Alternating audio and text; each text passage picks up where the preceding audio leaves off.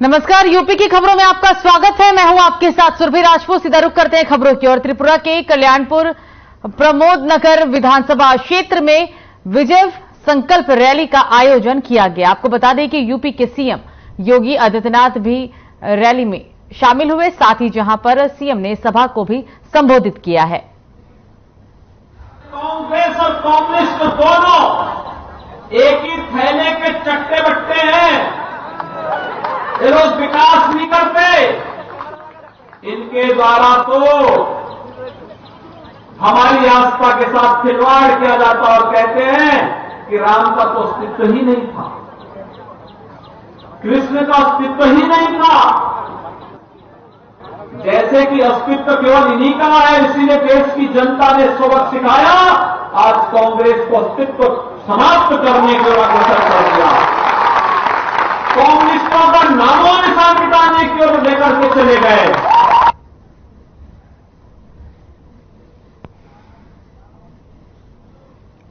तो उत्तर त्रिपुरा के बागवासा विधानसभा क्षेत्र में भी विजय संकल्प रैली का आयोजन किया गया। आपको बता दें कि यहां भी सीएम योगी आदित्यनाथ ने ही रैली में शिरकत की है और साथ ही जनसभा को भी संबोधित किया है। जब अयोध्या में भगवान श्री राम के भव्य मंदिर निर्माण का आंदोलन चल रहा था, कांग्रेस उसके खिलाफ आंदोलन कर रही थी, कहती थी कि नहीं बनना चाहिए। आज तो अयोध्या में भगवान राम का भव्य मंदिर के निर्माण का कार्य अंतिम चरणों में बन रहा है। कांग्रेस उसका विरोध करती थी, आपकी आस्था के साथ खिलवाड़ करती थी। कांग्रेस राम सेतु को तोड़ करके भगवान राम के अस्तित्व पर ही प्रश्न खड़ा कर रही थी। भगवान श्री कृष्ण के अस्तित्व पर ही प्रश्न खड़ा कर रही थी। और यूपीए के शासनकाल में आपने देखा होगा, घोटाले पे घोटाले, रोज एक नया घोटाला कांग्रेस का सामने आ जाता था, रोज एक नया घोटाला सामने आ जाता था। क्या अराजकता पैदा की थी कांग्रेस, क्या अराजकता पैदा की थी। कभी कोयला घोटाला, कभी 2G घोटाला, कभी कॉमनवेल्थ घोटाला। ये घोटाला कांग्रेस की पहचान बन चुकी थी। तो रामपुर में मुख्यमंत्री सामूहिक विवाह योजना के तहत विगत 2 दिनों में समाज कल्याण विभाग ने 990 जोड़ों का विवाह उनकी धार्मिक रीति रिवाजों के साथ कराया है। आपको बता दें कि जिसमें मुख्य अतिथि के तौर पर क्षेत्र विधायक आकाश सक्सेना भी पहुंचे और नव विवाहित जोड़ों को विवाह संपन्न होने पर घरेलू सामग्री भी प्रदान की। रामपुर विधायक आकाश सक्सेना ने कहा कि प्रदेश सरकार की इस योजना की देश भर में प्रशंसा हो रही है। उन्होंने लोगों से गुजारिश की है कि ज्यादा से ज्यादा लोग इस कार्यक्रम में शिरकत करें, रजिस्ट्रेशन कराएं, ताकि ये योजना का लाभ गरीब के घर तक पहुंच सके।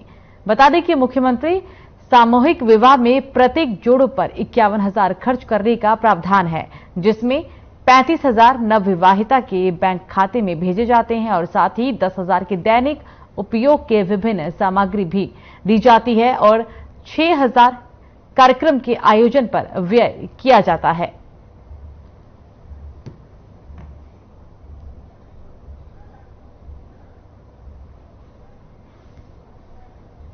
(990) जोड़े वैवाहिक बंधन में बंधे हैं और यहां पर हिंदू मुस्लिम रीति रिवाजों के तहत तमाम जोड़ों का विवाह संपन्न हुआ है। गीत गोविंद रिजॉर्ट की तस्वीर हम आपको दिखा रहे हैं। यहां पर 990 जोड़ों का विवाह संपन्न हुआ।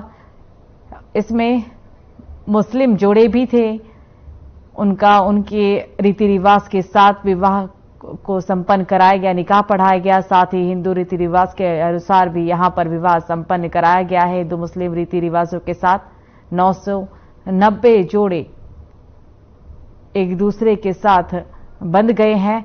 बता दें कि ये तस्वीर आप रामपुर से देख रहे हैं और तस्वीरों में आप देख सकते हैं कि 990 जोड़े जिनका विवाह संपन्न हुआ है और हिंदू मुस्लिम रीति रिवाजों के साथ ये संपन्न हुआ। तो राजधानी लखनऊ से बड़ी खबर आपको बता दें, जहां पर आम आदमी पार्टी ने शुरू किया है प्रदर्शन। स्वास्थ्य भवन चौराहे पर विरोध प्रदर्शन, अडानी पर लगाए भ्रष्टाचार के आरोप, साथ ही भारी संख्या में कार्यकर्ता सड़कों पर उतरे। भारी पुलिस बल भी मौके पर मौजूद है। बड़ी जानकारी, बड़ी खबर राजधानी लखनऊ से बता रहे हैं। हालांकि यहां पर कार्यकर्ताओं को हिरासत में लेने का भी प्रयास किया गया। अडानी ग्रुप पर जनता की कमाई हड़पने का आरोप लगा है। सड़कों के बीचों बीच बैठकर किया है आम आदमी पार्टी के कार्यकर्ताओं ने प्रदर्शन। पुलिस ने आम आदमी पार्टी के कार्यकर्ताओं को हिरासत में भी लिया। तस्वीरें आपको हम दिखाएंगे, लेकिन उससे पहले बता दें कि लगातार अब अडानी ग्रुप के खिलाफ प्रदर्शन उग्र होता जा रहा है। क्या कांग्रेस, क्या आम आदमी पार्टी, दोनों ही प्रदर्शन तमाम जिलों में कर रही है। और इसी कड़ी में राजधानी लखनऊ में आम आदमी पार्टी के कार्यकर्ताओं ने प्रदर्शन किया। भ्रष्टाचार के आरोप अडानी ग्रुप पर लगाए गए हैं और साथ ही ये भी कहा जा रहा है कि अडानी ग्रुप पर जनता की पैसे हड़पने का आरोप लगाया गया है। स्वास्थ्य भवन चौराहे पर यह विरोध प्रदर्शन किया गया। अडानी पर लगाए भ्रष्टाचार के आरोप, भारी संख्या में कार्यकर्ता सड़कों पर उतरे। कार्यकर्ताओं को पुलिस ने हिरासत में लेने की कोशिश भी की। कुछ कार्यकर्ताओं को हिरासत में भी लिया गया। साथ ही पूरे घटना को देखते हुए भारी संख्या में पुलिस बल की भी तैनाती की गई थी। राजधानी लखनऊ से बड़ी खबर, बड़ी जानकारी आपकी टीवी स्क्रीन पर। भारी संख्या में कार्यकर्ता मौजूद हुए। आम आदमी पार्टी के कार्यकर्ता थे। कुछ कार्यकर्ताओं को हिरासत में लेने की कोशिश भी की गई, तो वहीं कुछ कार्यकर्ताओं को हिरासत में भी लिया गया। तस्वीरें हम आपको दिखा रहे राजधानी लखनऊ की सड़कों की ये तस्वीरें हैं। स्वास्थ्य भवन में आम आदमी पार्टी के कार्यकर्ताओं ने उग्र होकर प्रदर्शन किया है। पुलिस बल की भी काफी तैनाती की गई थी। भारी संख्या में पुलिस बल तैनात थे, लेकिन फिर भी आम आदमी पार्टी के कार्यकर्ता उग्र होकर प्रदर्शन कर रहे थे। अडानी के ऊपर भ्रष्टाचार के आरोप लगाए गए। स्वास्थ्य भवन चौराहे पर विरोध प्रदर्शन की तस्वीरें राजधानी लखनऊ से। कुछ कार्यकर्ताओं को हिरासत में लिया गया। कहा यह जा रहा है कि ये जो कार्यकर्ता है वो आम आदमी पार्टी के हैं। भारी संख्या में पुलिस बल की तैनाती रही, लेकिन फिर भी कार्यकर्ताओं ने उग्र होकर प्रदर्शन किया है। कई गंभीर आरोप लगाए अडानी ग्रुप के ऊपर और अडानी के ऊपर भ्रष्टाचार के आरोप लगे हैं। तो प्रभारी मंत्री बनने के बाद योगी सरकार के कैबिनेट मंत्री और निषाद पार्टी के राष्ट्रीय अध्यक्ष संजय निषाद बहराइच पहुंचे हैं, जहां पर उन्होंने सरकारी योजनाओं और जनप्रतिनिधियों के साथ समीक्षा बैठक भी की है। आपको बता दें कि मीडिया से रूबरू होते हुए उन्होंने कहा कि स्वामी प्रसाद मौर्य धर्म के खिलाफ वो अधर्मी है। उन्होंने कहा कि जैसे भगवान राम ने त्रेता में निषाद राज को गले लगाया था, उसी तरह आज भारतीय जनता पार्टी ने भगवान राम को गले लगाया है।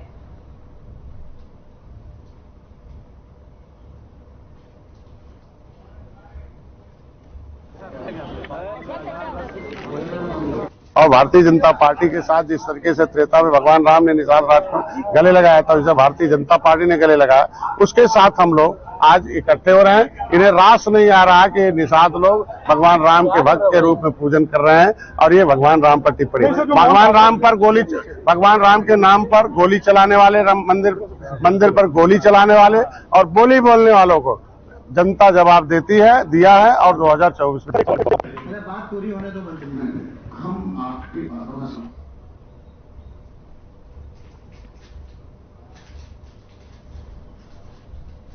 तो राजधानी लखनऊ में प्रदेश कांग्रेस कार्यालय पर प्रेस वार्ता का आयोजन किया गया। राजधानी लखनऊ से यह अहम खबर बता रहे हैं, जहां पर पत्रकारों से वार्ता करते हुए प्रांतीय अध्यक्ष नकुल दुबे ने कहा कि जैसे हम सब लोगों ने देखा कि पूरे देश में भय और डर का माहौल पैदा हुआ है, लोगों ने सड़कों पर उतरकर अपना विरोध जताया है, क्योंकि लोगों की गाढ़ी कमाई, मेहनतकश लोगों का पैसा डूब रहा है। पहले भी मोदी सरकार के चहेते कुछ उद्योगपति देशवासियों की खून पसीने की कमाई बटोरकर विदेशों में बस गए हैं। जिला स्तर के पदाधिकारियों ने कांग्रेस की सदस्यता ग्रहण की। आम आदमी पार्टी के नेता एवं पूर्व में लंबे समय तक कांग्रेस की सेवा करने वाले पूर्व विधानसभा प्रत्याशी अमित श्रीवास्तव त्यागी द्वारा पुणे कांग्रेस की सदस्यता ग्रहण की गई।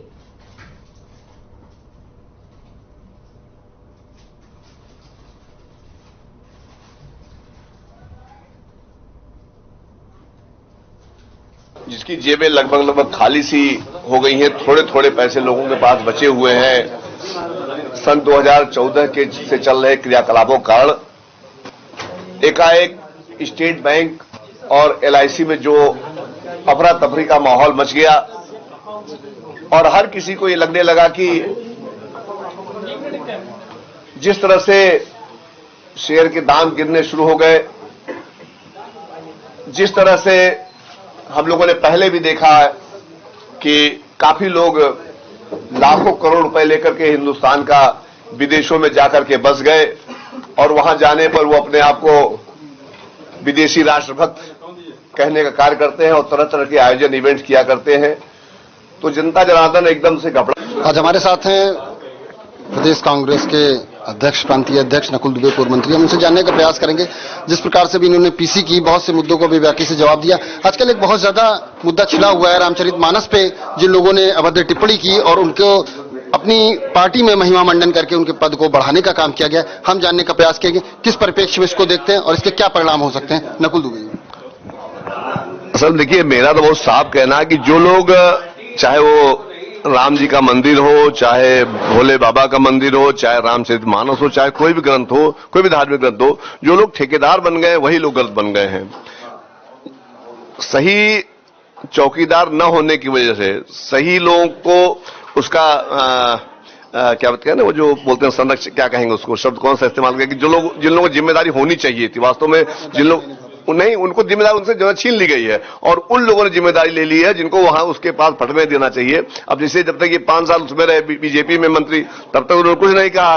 अब जो समाजवादी पार्टी में आ गए तो वहां से उनको थोड़ा इशारा मिल गया है। तो ये उन लोगों की नूरा कुश्ती चल रही है। उस कुश्ती में न तो हम आए, न मीडिया आए, कोई भी ना आए, क्योंकि हम लोगों के लिए इस वक्त सबसे बड़ा चैलेंज देश है। और जब देश के साथ कोई दिक्कत हो रही है तो हम लोग को सबसे पहले देश बचाना चाहिए। अगर देश हमारा बचेगा तो हम बाकी अपना और काम सब करते रहेंगे। नहीं, मतलब जिस तरीके से पद को उनके बढ़ाया गया है, क्या आप इस चीज का समर्थन करते हैं कि रामचरितमानस का जिस तरह से अपमान हो रहा है, क्या इससे उस पार्टी को कुछ नुकसान होगा? नहीं, किसके कद को बढ़ाया जा रहा है? कद कहां? देखिए, कद वद आप समाजवादी पार्टी बात कर रहे हैं ना। हाँ, तो वहां तो आप जान रहे हैं शिवपाल जी कहां थे, अब कहां है, क्या है, क्या है। तो कद वद के बारे में कोई गलतफहमी न तो थी न किसी को होनी चाहिए। वो अपना हिसाब किताब बना एजेंडा चलता है। इस एजेंडे में हमको आपको कदापि नहीं फंसना चाहिए। बहुत बहुत धन्यवाद। जिस प्रकार से अभी नकुल दुबे जी ने साफ साफ कहा, किसी भी धर्म ग्रंथ का अपमान नहीं होना चाहिए और इस समय देश में जो परिस्थितियां हैं हमको मिलकर उससे लड़ना है और ये आपस की उनकी नूरा कुश्ती है। उन्होंने जिस तरह से कहने का काम किया कि ये भाजपा और सपा की थाली के चट्टे बट्टे कह लीजिए, उनकी मिली भगत है। मैं लखनऊ से आर्यन टीवी के लिए सुखपाल सिंह।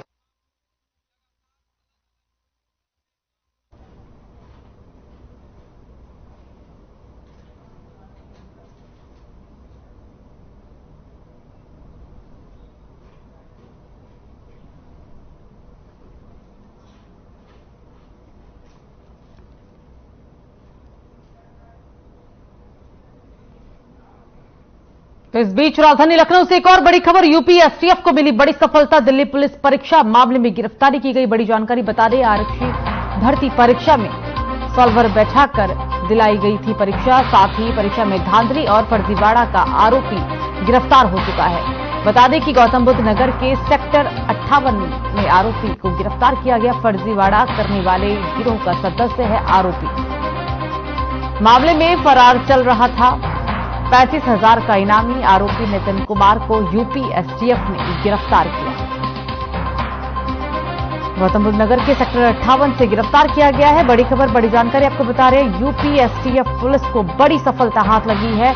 दिल्ली पुलिस परीक्षा मामले में गिरफ्तारी की गई। आरक्षी भर्ती परीक्षा में सॉल्वर बैठाकर परीक्षा दिलाई गई थी। परीक्षा में धांधली और फर्जीवाड़ा का आरोपी गिरफ्तार हो चुका है। गौतम बुद्ध नगर के सेक्टर 58 में आरोपी को गिरफ्तार किया गया। साथ ही 25,000 का इनाम भी घोषित किया गया था। यूपी एसटीएफ पुलिस ने यह बड़ी कार्रवाई की। दिल्ली पुलिस परीक्षा फर्जीवाड़े में आरोपी को गिरफ्तार कर लिया गया है। परीक्षा में धांधली और फर्जीवाड़ा का आरोप है। गौतम बुद्ध नगर के सेक्टर 58 से आरोपी की गिरफ्तारी हुई है। दिल्ली पुलिस परीक्षा मामले में गिरफ्तारी। आरक्षी भर्ती परीक्षा में सॉल्वर बैठाकर दिलाई गई थी परीक्षा में धांधली और फर्जीवाड़ा का आरोपी गिरफ्तार। गौतम बुद्ध नगर के सेक्टर 58 में आरोपी को गिरफ्तार किया गया।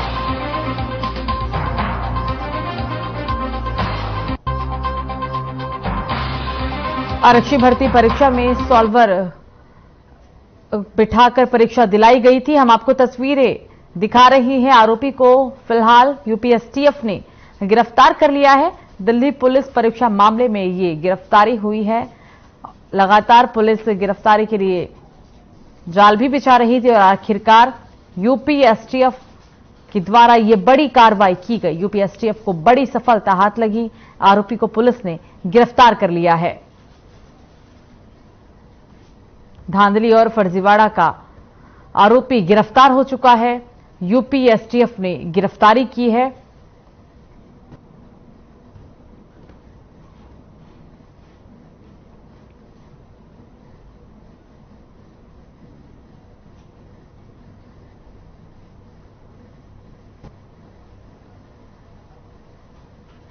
तो कानपुर के बिल्हौर थाना क्षेत्र के ककवन रोड पर एक शादी समारोह में पत्रकार पर हमला कर हत्या करने का मामला सामने आया है, जहां पर पारिवारिक विवाद के चलते पत्रकार मुनि कुशवाहा को दर्जनों लोगों ने पीट दिया।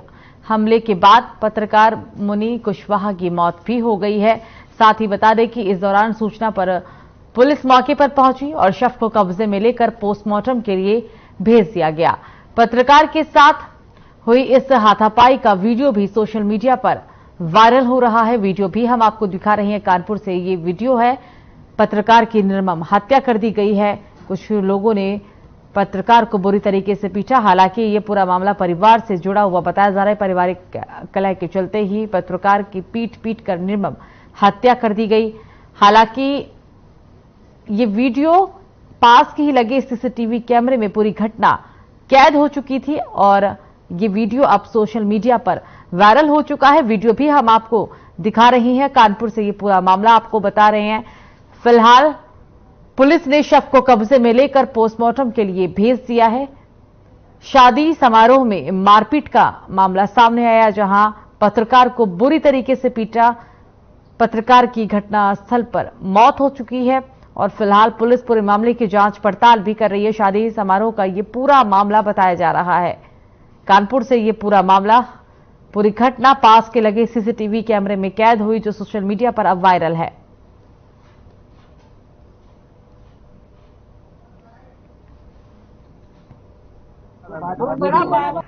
दिनांक 6-7 फरवरी 2023 की रात्रि को बिल्हौर थाना क्षेत्र के ककवन रोड पर एक अर्पित गेस्ट हाउस है। वहां पर शादी समारोह का एक कार्यक्रम चल रहा था, जिसमें रावतपुर से बारात गई थी बिल्हौर उस गेस्ट हाउस में।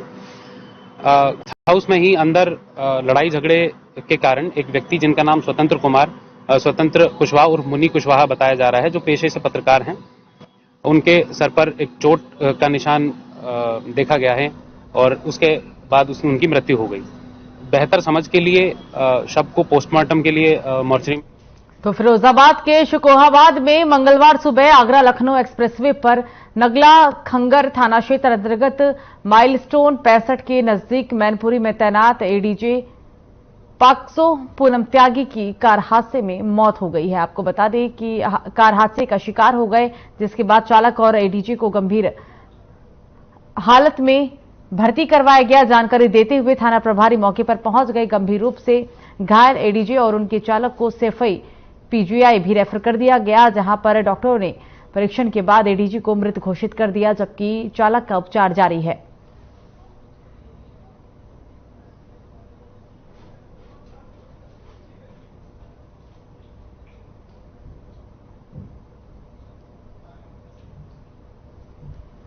श्री पूनम त्यागी, जो जनपद मैनपुरी में अपर जिला जज पाक्सो के पद पर तैनात थी, आज गाजियाबाद से जनपद मैनपुरी आते समय सुबह करीब 9 बजे 65 किलोमीटर पर जनपद फिरोजाबाद के नगला खंगर थाने के पास उनकी गाड़ी एक ट्रक से एक्सीडेंट हो गया, जिसमें उनको चोट लगी थी, जिनको सफेल मेडिकल कॉलेज भेजा गया था, जहां उनकी मृत्यु हो गई है।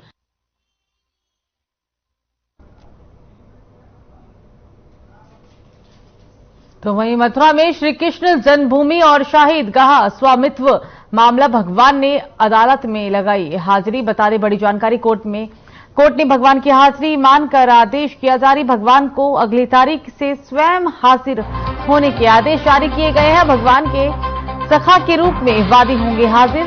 23 जनवरी को कोर्ट ने वादी नंबर 6 को माना था। इसमें गैर हाजिर होने के आदेश के एवज में पहुंचे हैं याचिकाकर्ता केशव देव के विग्रह को लेकर अदालत पहुंचे और याचिकाकर्ता अदालत में अगली सुनवाई के लिए 13 फरवरी की तारीख मुकर्रर की। सीनियर सिविल जज सीनियर डिवीजन की अदालत में सुनवाई की गई।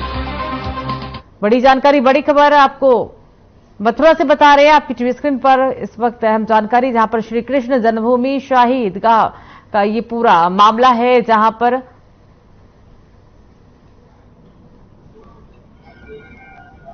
क्या कुछ रहा न्यायालय में? आज श्री कृष्ण जन्मभूमि बेनाम शाही मस्जिद ईदगाह बेनाम का मुकदमा विचाराधीन था। 6C पर बहस व सर्वे रिपोर्ट पर बहस हुई है। माननीय न्यायालय से हमने कहा है कि वहाँ पर ये लोग हमारी जो प्रतीक चिन्ह है उनको हटाना जा रहे हैं। जैसे बिजली चोरी की इन लोगों ने, ऐसे ही बहुत सारी चीजें ये लोग वहाँ पर करने जा रहे हैं। बड़े बड़े हमारे थमले खड़े हैं, जिनके नीचे से हम लोगों की मिट्टी हटाकर ये उनको हटाने जा रहे हैं। तत्काल वहाँ पे सर्वे कराए जाएं ताकि ये लोग अन्य कोई घटना कर पाए। और इसकी हमने मांग की कि हमारी जो जमीन है वो वहाँ पे खाली की जाए और इनके ऊपर जुर्माना लगाया जाए। तो मैनपुरी के जिले अस्पताल में स्वास्थ्य व्यवस्था पूरी तरह से चरमरा गई है। आपको बता दें कि मरीजों को पर्चा बनवाने के लिए घंटों लाइनों में लगा रहना पड़ता है। मरीजों और तीमारदारों का आरोप है कि जद्दोजहद के बाद पर्चा भी बन जाता है तो इलाज के लिए डॉक्टर नहीं मिलते। मरीज दूर दराज से इलाज के लिए जिला अस्पताल आते हैं, लेकिन उन्हें इलाज के लिए काफी परेशानियों का सामना करना पड़ता है। अस्पताल पहुंचे मरीज का कहना है कि सीएम पोर्टल पर शिकायत करने के बाद भी वहां से जवाब आया कि स्वास्थ्य विभाग के जिला अधिकारियों से शिकायत करें।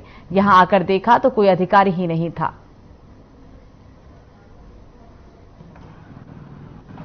कि मुझे जो है कुत्ते ने काटा, ठीक है, कल भी भाग के आए, परसों भी भाग के आए। लाइन पे जब आते हैं कि पर्चा भी नहीं मिलता। आज पर्चा तीसरे दिन मिला है, वो भी डॉक्टर नहीं है। 3 घंटे से खड़े हो। डॉक्टरों को देखने के बाद में सीएमओ साहब नहीं है, जिला चिकित्सा अधीक्षक को होना चाहिए। किस तरीका शासन की धज्जियां उड़ाई जा रही हैं, किसके लिए उड़ाई जा रही हैं? क्या है ये प्रकोप अंकर लगा के मैनपुरी को क्या करना है?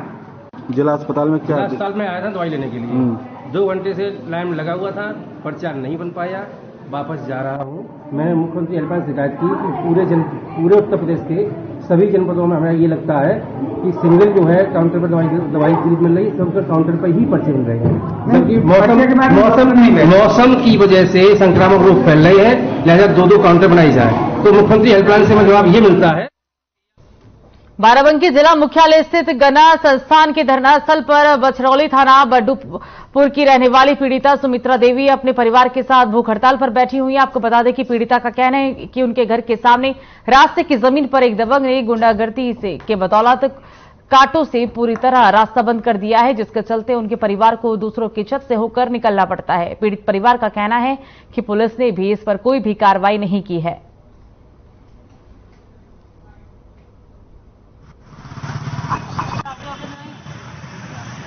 हमारे हाथ से नहीं है जी, हमारे पुरखन से नहीं है। और जगह उधर है, हमारे पुरखा नहीं करत रहा है, उधर है जब बेहिकायन हम नहीं करे लागे। और वह जगह हमारे पुरखन के है। वर्मा जी का जो घर है वो रोड के उस पार पश्चिम तरफ है।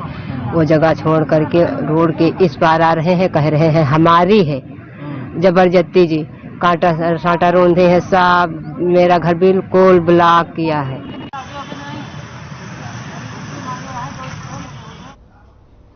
तो हमीरपुर में अधिवक्ताओं ने 7 सूत्रीय मांगों को लेकर प्रदर्शन किया है और साथ ही इस दौरान अधिवक्ता सरकार का पुतला फूंकना भी चाहते थे, जिसे पुलिस ने नाकाम कर दिया। प्रदर्शनकारी अधिवक्ता पुतला लेकर जैसे ही सड़क पर उतरे, पुलिस ने पुतला छीन लिया और गाड़ी में डालकर ले गए। साथ ही अधिवक्ताओं का कहना है कि सरकार अधिवक्ता कल्याण निधि और स्वास्थ्य पेंशन योजना सहित अन्य मांगों को जब तक पूरा नहीं करती, तब तक ऐसे ही उनका प्रदर्शन जारी रहेगा।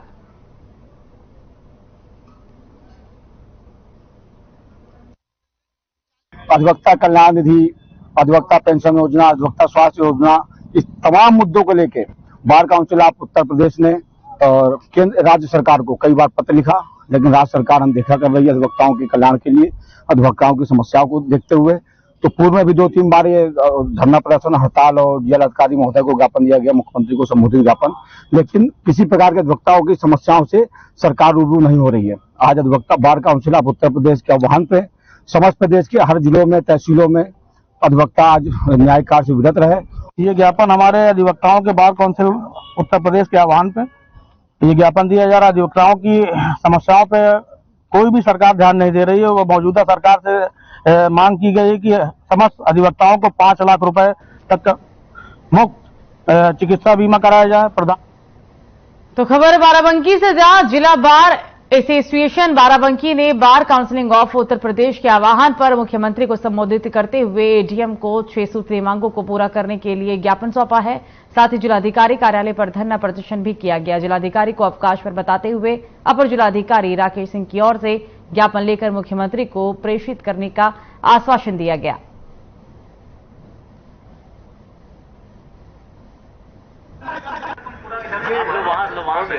मुख्यमंत्री के कार्यालय और विधानसभा के घेराव का कार्यालय है।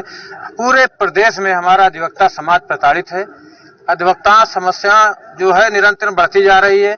वर्तमान सरकार अधिवक्ताओं की समस्याओं को नजरअंदाज करती चली जा रही है, जिसको हमारे बार काउंसिल के जो अग्रणी नेतागण हैं बराबर सामंजस्य बिठाते चले आ रहे हैं, लेकिन उनकी मांगे नहीं पूरी गई। जिस तरीके से प्रदेश फिर सारे आज बार एसोसिएशन के अध्यक्ष महामंत्रियों को निर्गत है कि आप आज 7 तारीख को जिलाधिकारी महोदय कार्यालय के समय 1 दिवसीय धरना देकर के अपनी मांगों को पूरी कराने के लिए मांग पत्र देंगे। तो गाजियाबाद में एक रिक्शा चालक ने इंसानियत का परिचय दिया है। साथ ही आपको बता दें कि रिक्शा चालक को रास्ते में एक बैग पड़ा मिला। जब रिक्शा चालक ने उस बैग को खोलकर देखा तो उस बैग में 25 लाख रुपए रखे हुए थे। बैग को लेकर रिक्शा चालक मोहम्मद मोदीनगर थाने पर पहुंचा और पुलिस को पैसा देते हुए पूरी घटना की जानकारी भी दी। डीसीपी ग्रामीण रवि कुमार ने जानकारी देते हुए बताया कि इंसानियत का परिचय देने वाले आस मोहम्मद को सम्मान पत्र के साथ प्रोत्साहन भी दिया जाएगा। प्रोत्साहन भी इस दौरान दिया गया है और उन्होंने ये भी कहा कि जिन्होंने इंसानियत का परिचय देते हुए रास्ते में पड़े हुए थैले में 25 लाख रुपए की रकम को थाने में जमा करवाया। आप क्या कार्य करते हैं? मैं रिक्शा चलाता हूँ जी। लगभग बैग में कितने नोट मिले? अंदाजा नहीं जी, कितने नोट होंगे। मैंने थाने में जमा करा दिए। गिनती होकर आए, अभी मुझे मालूम नहीं कितने के नोट होंगे। लगभग अंदाजा होंगे करीबन, अंदाजा मुझे पता नहीं। मिनट पूरा भरा, मैंने खोल कर नहीं देखा उसमें। काफी नोट था। चलाने वाले मजदूर आते, काफी नोट था उसमें, काफी नोट था सर। तो ये कहाँ पे मिले थे? किस रोड बम्बे पे? किस समय? देखिए, ये थाना मोदीनगर क्षेत्र से अच्छी सूचना प्राप्त हुई। इसमें आज नामक व्यक्ति हैं, उन्होंने काफ़ी अच्छा गुड समैरिटन की तरह कार्य करते हुए उनको रास्ते में एक जगह पैसे का बैग मिला, जिसमें लगभग 25 लाख के आसपास कैश था। उसको उन्होंने अपने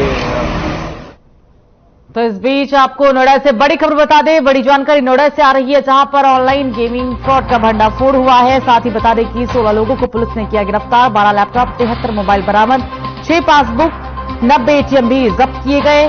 D309 के सेक्टर 108 में चला रहे थे फ्रॉड। महादेव बुक ऐप के जरिए किया करते थे फ्रॉड। 500 रुपए से शुरू होता था online gaming app. Mahadev book का मालिक सौरभ चंदाकर करता था डील। दुबई में ट्रेनिंग लेकर करते थे फ्रॉड।